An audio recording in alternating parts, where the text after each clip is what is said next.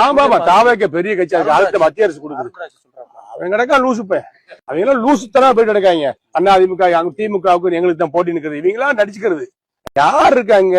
ஒரு நாள் கூத்துக்கு தாங்குமா அந்த கட்சி தாவேக்கா? திருச்சி கிழக்குலையும் தோற்கிறாரு, பெரம்பூர்லயும் தோற்கிறாரு. எழுதி வைத்துக் கொள்ளாங்க, புக் மார்க் பண்ணி வைங்க. இந்த கிளிப்பை மட்டும் எடுத்து கட் பண்ணி வைங்க. 2 தொகுதியிலும் தோற்கிறாரு. 234 தொகுதியிலும் விஜயனுடைய தாவேக்கா தோல்வி அடைகிறது. 2026 முதல்வர் ஆகிறார் விஜய். அது அவரே நம்ப மாட்டாரு. ஒரு முதலமைச்சராகவோ எதிர்கட்சி தலைவராகவோ வர்றதுக்கான வாய்ப்பு இல்லை. நான் ஜெயிச்சிருவேன், எங்களுக்கு வீட்டுக்கு ஒரு ஓட்டு இருக்குது. வீட்டுக்கு இன்னும் ஓட்டு எப்படி இதனை குப்பை தொட்டியா? வீட்டுக்கு ஒரு குப்பை தொட்டி இருக்கிறதுக்கு இப்போ இருக்கிற சூழ்நிலையில் திமுக மிகப்பெரிய வெற்றி, ஃபுல் மெஜாரிட்டியோடு வரும். நீங்கள் ஒன்று கவனிச்சிங்களா? ஒட்டு மொத்தமாக எல்லாருமா சேர்ந்து ஒருத்தனை எதிர்க்கிறாங்க. அதுக்கு என்ன காரணம்? ஏன் இப்படி எதிர்க்கணும்? இப்போ அவங்கவுங்க ஒரு தனித்தனி கூட்டணியில் இருந்தாங்கன்னா